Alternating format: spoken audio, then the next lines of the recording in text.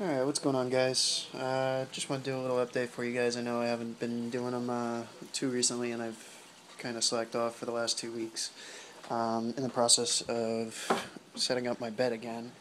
For whatever reason, the air mattress keeps popping, and I don't know why. But basically, I'm just going to vacuum my whole room now and start from scratch. That, by the way, is a little surprise. I was actually going to put it in at the end of the video, but I'll put it in now. Basically, what happened was somebody from work basically had this leopard gecko that her son, said was going to take care of, and he went away to college and left him with her, and she got tired of taking care of him, so I adopted him. His name is Yoshi, and this is my buddy. He doesn't really like being picked up yet. He's still getting used to being handled. She never handled him, so like he's still trying to figure it out. Because I come in here quite frequently and try to hold him as much as I can, just to try to get him used to it. I don't know a lot about these guys, so like, I mean, I do work at a pet store, so I'm trying to learn as much as I can. But if anybody knows how he's doing, just by looking at him, I mean, I think his tail is starting to look better since I got him. He was almost like starved when I saw him. Typically, what I was reading is that their tail should be fatter than their stomach. So, I mean, his tail looks pretty good. But, anyway. And I still haven't changed out his bedding or anything like that or cleaned it. So, I still got to do that as well. Buddy, I'm putting your house back down. Watch your tail. There you go. He typically stays in there like all day long, and then he'll come out at night when I turn on the night light and hunt the crickets. Typically I wouldn't leave the crickets in here. I would typically throw them in a critter keeper, but I still gotta pick up a bunch of stuff for him yet. I'm gonna redo his sand with all black sand. It'll actually help keep the heat in there, and I gotta change out those lights too, because as of right now, he has a night basking bulb and a 5 watt UVB bulb, which he doesn't need. So that's gonna get changed. Back to the fish tank though. Not a lot's going on with the 55-gallon tank. I did have a bacterial bloom, but that was mostly because of what was it because of? Because of runoff and stuff like that with the well water. We also had the well sump tank basically exploded the other day. Had to get that replaced, and it was like $1,900 to replace that for the house. But basically, what's going on here is everybody's doing well. The only thing that sucks, and I was really pissed off about it, is my Oscar actually ate my Eclipse catfish. So he's gone, and I've looked all over the tank for him, and like I said, I haven't seen him, so I'm assuming the Oscar ate him. The ghost knife is actually starting to get a little ballsy. He's starting to come out more. As you can see, he's kind of mingling a little bit here or there. He'll come out from behind the UV sterilizer here or there. He really doesn't come out a lot. But he'll come out to grab food and stuff like that and hang out around this side of the tank. He really never goes over here unless he's trying to start shit with somebody. And, it does happen frequently, where he'll come over and start shit with the angelfish, and then the angelfish kind of chases him back into his corner. As you can see, she just did. But, yeah, everybody's doing well. The giant pleco's still in here, and, everybody's still doing very well. Gourami is okay, the angelfish is okay, Convict is doing so much better since I got rid of the Jack Dempsey's. I'm a little concerned because my jeweled cichlid, I don't know if you can look at her or really see her right now, but her coloration got a little bit funky. She's actually more brown now than she was red.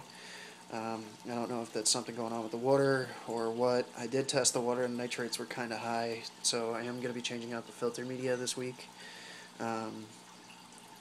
Don't know when yet, but sometime, probably, I'm aiming for Friday or Saturday. If not next week. The filters, I mean, I got 1,000 gallons per hour right now on this tank, so it's really not that bad. Down to the 30-gallon tank. I still have all these stupid Tetris.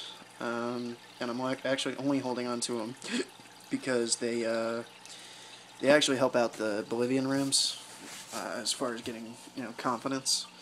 I didn't know this about Bolivian rims or blue rims at the time, but Bolivian rims and blue rims, if they are in a tank with an aggressive fish, hence the Oscar, um, if they are in the tank with an aggressive fish, they actually hide 98% of the time, and they actually won't even come out to eat. So that could be why I lost 2 of them. Um, but again, I don't know for sure what it was that killed them. The bigger skirt tetras are actually, feisty as hell, and they've been going at the Oscar, and as you can see, they're missing some of their fins, and that was the product of what happened. Like I said, I really don't care if these tetras die or anything like that. The only fish I really care about in the tank are the catfish, the Bolivian rams, and the tiger Oscar, or albino tiger Oscar.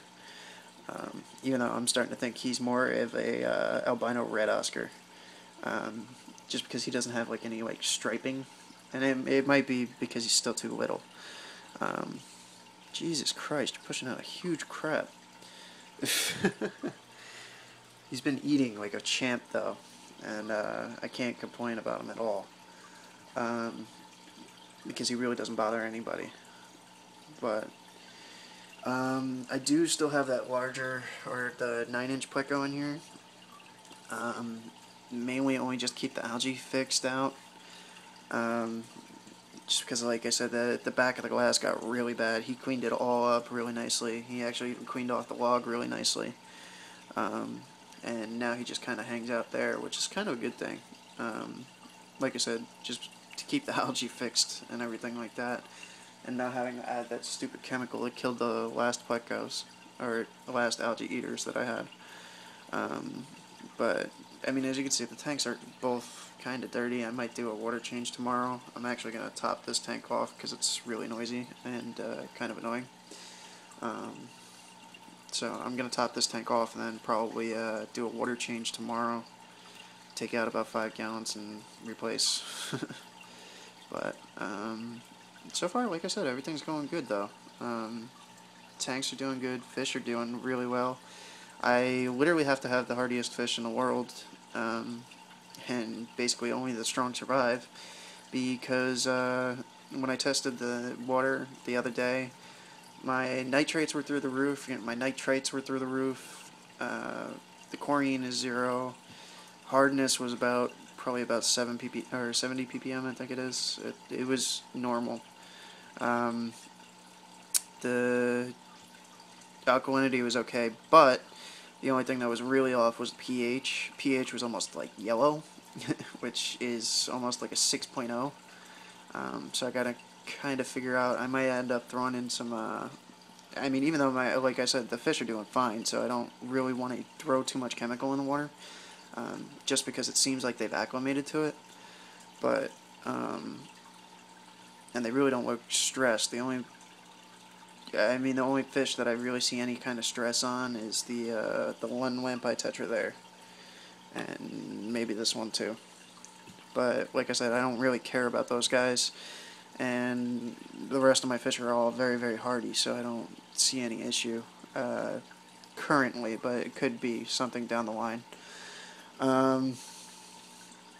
And ultimately, when these guys are done, I think I'm done with fish for a while, just because I'm starting to get into reptiles, and I might even try getting into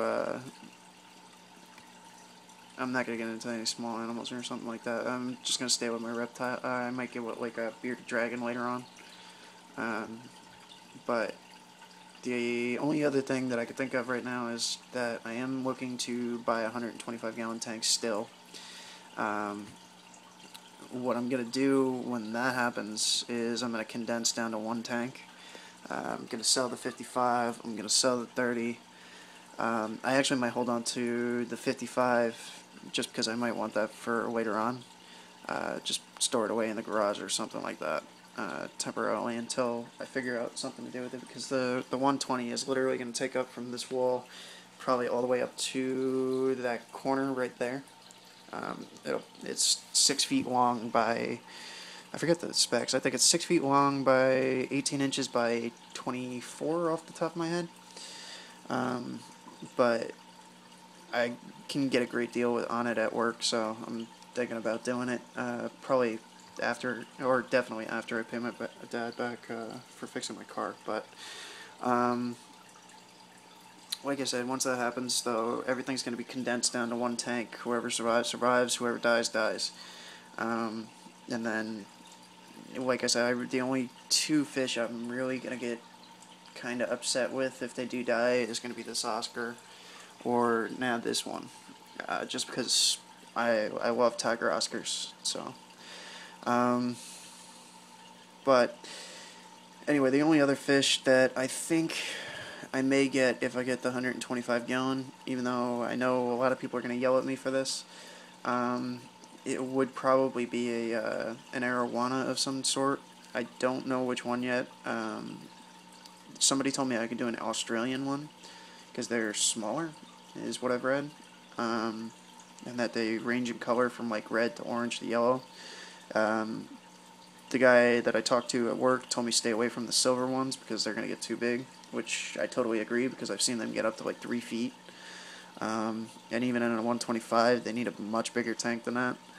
So, kind of going to play it by ear, see how it goes. But, just want to do a little update for you guys. Basically show you guys all the fish are still doing well. My field catfish is actually getting a little bit bigger, and he's actually starting to get feisty too. I kind of like it. But he's hanging out right there. I don't know. I doubt you can see him because it's kind of dark, but you can kind of see his striping there. He's roughly about 3 inches now.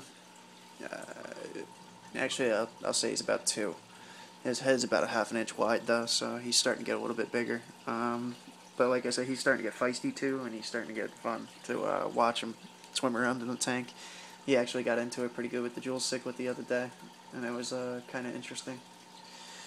But anyway, going on 12 minutes now, so I'm going to end the video. I hope you guys enjoyed the update, and talk to you guys next time.